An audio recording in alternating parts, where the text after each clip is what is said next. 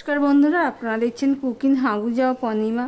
আজকে আমি নিরামিষ লাবড়া করব। তার জন্য দেখো আমি এই সবজিগুলো কেটে নিয়েছি। এর মধ্যে বেগুন, মূলো, মিষ্টি কুমড়ো, কাঁচকলা, বরবটি, এগুলো অনেক রকম সবজি রয়েছে। সেগুলো কেটে ধুয়ে নিয়ে নিয়েছি। এবার আমি কড়াই বসিয়ে দিয়েছি। কড়াইতে আমি দিয়ে দিচ্ছি সাদা তেল। এই রান্নাটা সাদা তেলেই হবে।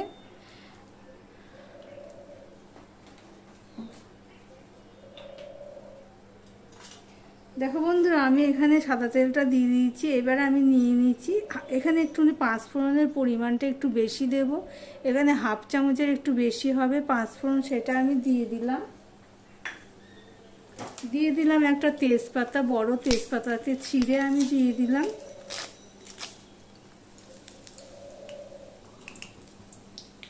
আমি একটুখানি হলুদ দিয়ে দিচ্ছি। দিয়ে দিচ্ছি একটুখানি করে নুন। এই সাইডে আমি দিয়ে দিলাম। ততক্ষণ ফোড়নটা হতে থাক। এই পাঁচফোড়ন আর তেজপাতার ফোড়নটা কিন্তু ভালো করে হতে হবে।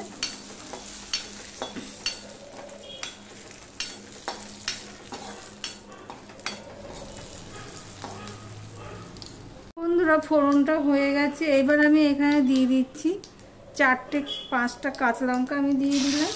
গ্যাসের ফ্লেমটা এখন একটু ছোট করে দিলাম। দিয়ে আমি 1.5 চামচের মতন আদা দিয়ে দিলাম।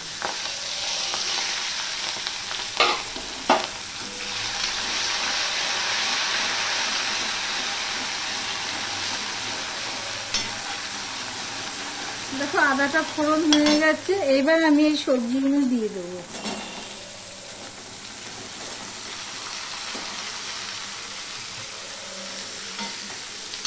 একদম সহজ রান্না, কিন্তু নিরামিষের দিনে বা উপোসের দিনে বা পুজোর দিনে এইভাবে লাবড়া করে অনেকেই খায়। লাবড়া অনেকে অনেকভাবেই করে থাকে। আমি যেইভাবে করছি সেটাই তোমাদের সাথে শেয়ার করছি। দেখো অল্প সবজি দিয়ে আমি মিশিয়ে দিলাম। দিয়ে আরেকটু সবজি আমি দিয়ে দিচ্ছি। এই পর্যন্ত যারা ভিডিওটি দেখছো তাদেরকে বলবো লাইক দিয়ে কন্টিনিউ করতে। অল্প অল্প করে ওই সবজিগুলো দিয়ে দেখো ফোড়নটার সাথে আমি ভালো করে মিশিয়ে দিচ্ছি। সব সবজিটা আমি দিয়ে দিলাম অল্প অল্প করে। এটা জল ঝরিয়ে রেখেছিলাম।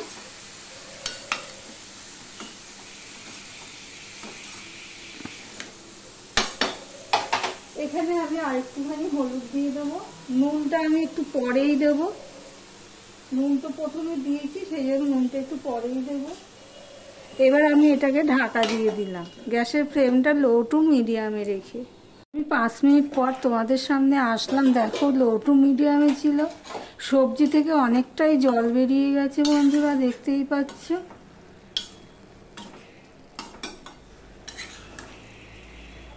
এই দেখো বন্ধুরা, অনেকটাই জল বেরিয়ে গেছে। এবার আমি আবারও সবজিটাকে একটুখানি উপর নিচ করে নেড়ে দিলাম। কিছুই না, এটা জাস্ট ফোড়নটাই হলো আসল। এরপরে দুটো জিনিস দেবো, ব্যাস হয়ে যাবে। আবার তোমাদের সামনে 3 থেকে 4 মিনিট পর আসলাম। দেখো না, জলটা অনেকটাই শুকিয়ে গেছে। এবার গ্যাসের এতক্ষণ লো টু মিডিয়ামে ছিল। এবারে আমি গ্যাসের ফ্লেমটা একদম লো করে দিয়েছি। লো করে দিয়ে, কেন এটা তরকারিটা জল পড়বে না, এগুলো ধিমে আছে এই সবজিগুলো করতে হয়। সবজিগুলো সব সিদ্ধই হয়ে গেছে কিন্তু মজেনি, সেই জন্য আবার উল্টে পাল্টে দিলাম। এর মধ্যে আমি একটুখানি অল্প একটুখানি আমি নুন দিয়ে দিচ্ছি। নুনটা একটু কম হয়েছে, তাই জন্য নুন দিয়ে দিলাম। দিয়ে সম্পূর্ণটা মিশিয়ে দিচ্ছি। দিয়ে আমি আবারও ঢেকে রেখে দেবো তরকারিটা মজা পর্যন্ত।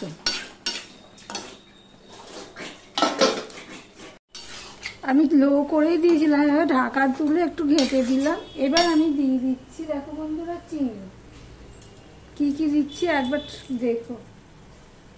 আমার ভিডিওটি যদি ভালো লেগে থাকে প্লিজ লাইক কমেন্ট শেয়ার করে দিও। আর যারা নতুন বন্ধু ভিডিওটি দেখছো এখনও পর্যন্ত সাবস্ক্রাইব করোনি তাদেরকে বলবো সাবস্ক্রাইব করে পাশে থাকার জন্য। এবার আমি চিনি দেওয়ার পর দিয়ে দিচ্ছি ভাজা মশলা।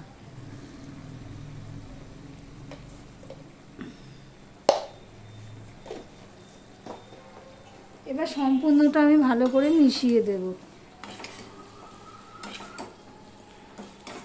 এখনও পর্যন্ত যারা লাইক করোনি প্লিজ লাইকটা করে কন্টিনিউ করো।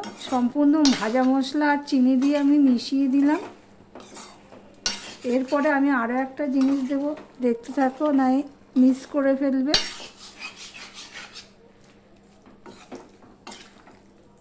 দিয়ে চিনিটা গলা পর্যন্ত আমি ওয়েট করব। এবার সবার শেষে দিয়ে দিচ্ছি ঘি। ঘিটা দিতেই হবে, লাবড়ার তরকারিতে ঘি লাগে, আমি অন্তত দিই। দেখো সম্পূর্ণটা এবার মিশিয়ে দিচ্ছি। এটা সবেতেই খাওয়া যায়, খিচুড়ির সাথে বলো, ভাতের সাথে বলো, রুটি পরোটার সাথে বলো।